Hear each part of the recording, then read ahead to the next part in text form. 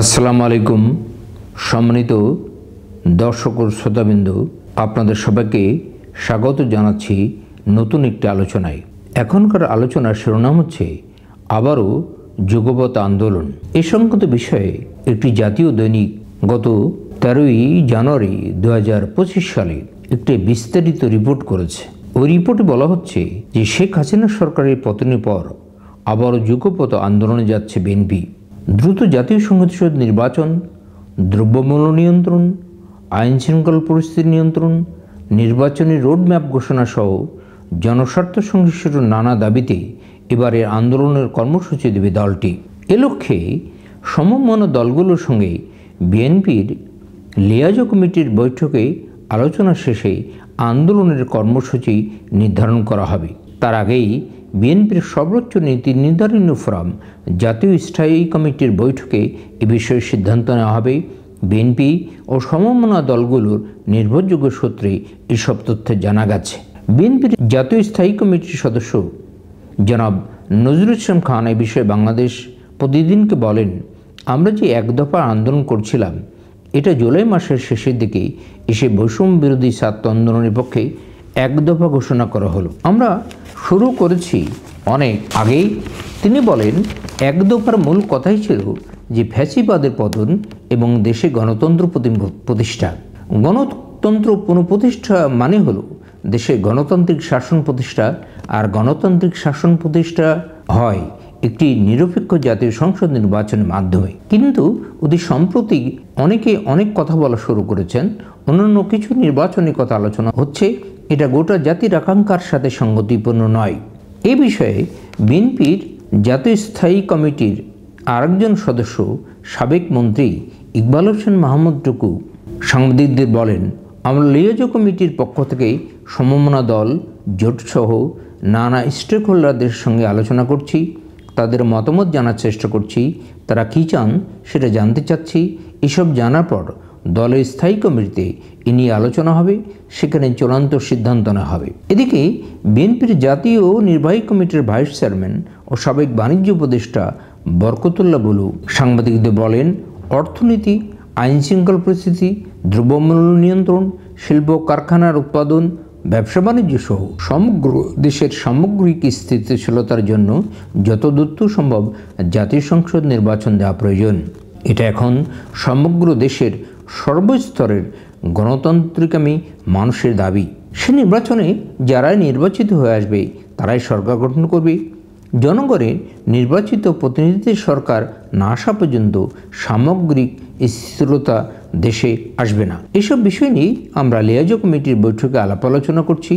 প্রয়োজনে কর্মসূচি দেওয়ার বিষয়ে মতামত আসছে, এটা সময় মতো বাংলাদেশের মানুষ জানতে পারবে। গণতন্ত্র মঞ্চের শীর্ষ নেতা ও নাগরিক ঐক্যের সভাপতি মাহমুদুর রহমান মান্না বাংলাদেশ প্রতিদিনকে বলেন, বিএনপির লিয়াজো কমিটির সঙ্গে গত শনিবার আমাদের আলোচনা হয়েছে, আবার আলোচনা হবে, দেখা যাক শেষ পর্যন্ত কী হয়।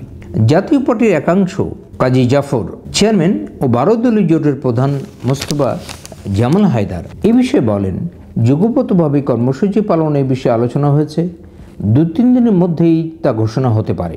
জনস্বার্থ সংশ্লিষ্ট বেশ কয়েকটি ইস্যুতে এবারে কর্মসূচি দেওয়া হবে।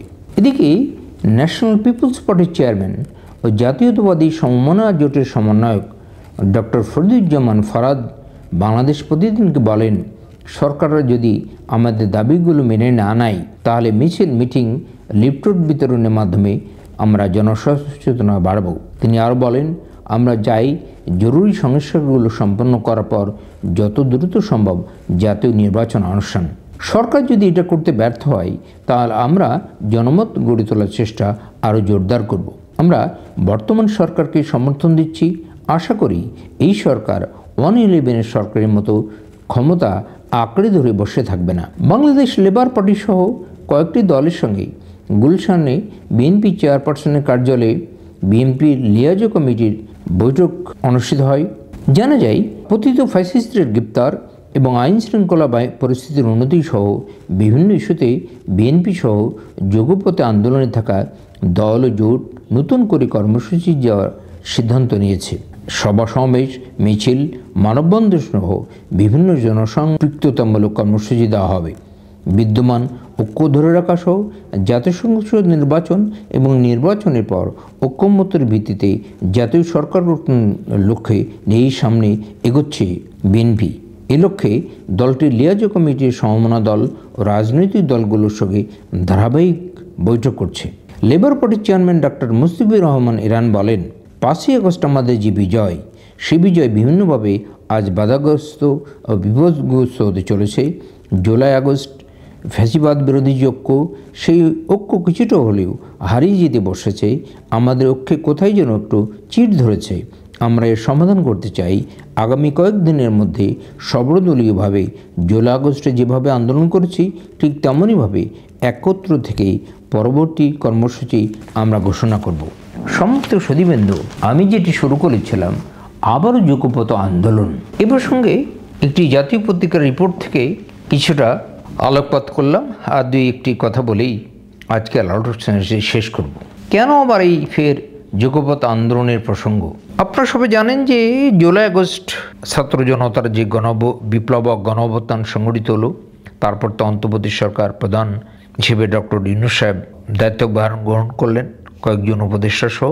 ইতিমধ্যেই এই সরকারের 5 মাস অতিবাহিত হয়েছে, কিন্তু নির্বাচন সংক্রান্ত বিষয়ে এখনও কোনো রোডম্যাপ ঘোষণা করা হয়নি। এবং বাংলাদেশে বেশিরভাগ রাজনৈতিক দলই তারা চাচ্ছে যে খুব তাড়াতাড়ি নির্বাচন অনুষ্ঠান যাতে হয়।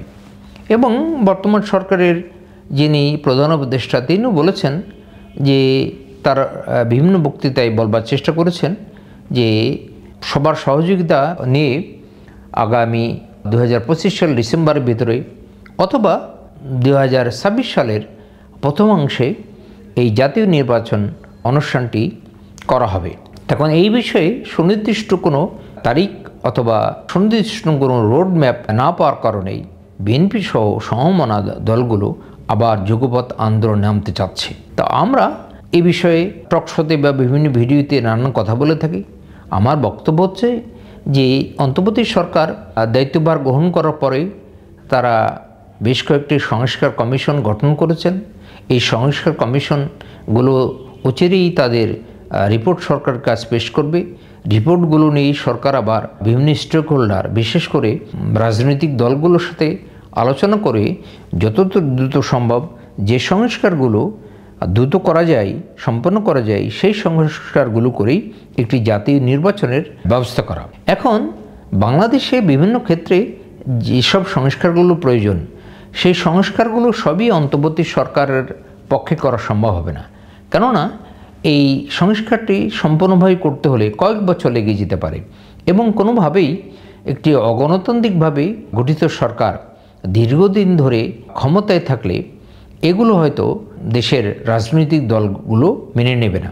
তাই আশা করি যে যত দ্রুত সম্ভব যে সংস্কারগুলো খুব বেশি জরুরি, সেই সংস্কারগুলো সম্পন্ন করে অন্তর্বর্তীকালীন সরকার আগামী ডিসেম্বর 2025 সালের ভিতরে অথবা 2026 সালের প্রথমাংশে একটি অবাধ, সুষ্ঠু এবং সবারই অংশগ্রহণে একটি জাতীয় নির্বাচন এই অন্তর্বর্তীকালীন সরকার অনুষ্ঠান করবে। এবং এই জাতীয় নির্বাচনের মাধ্যমে যে জনগণের ম্যান্ডেট নিয়ে আসতে পারবে তারাই দেশের রাষ্ট্রভার গ্রহণ করবে, তারাই দেশ চালাবে। এই বলেই, এই প্রত্যাশা করেই আজকের আলোচনাটি আমি এখানে শেষ করতে চাচ্ছি। আপনাদেরকে অসংখ্য ধন্যবাদ।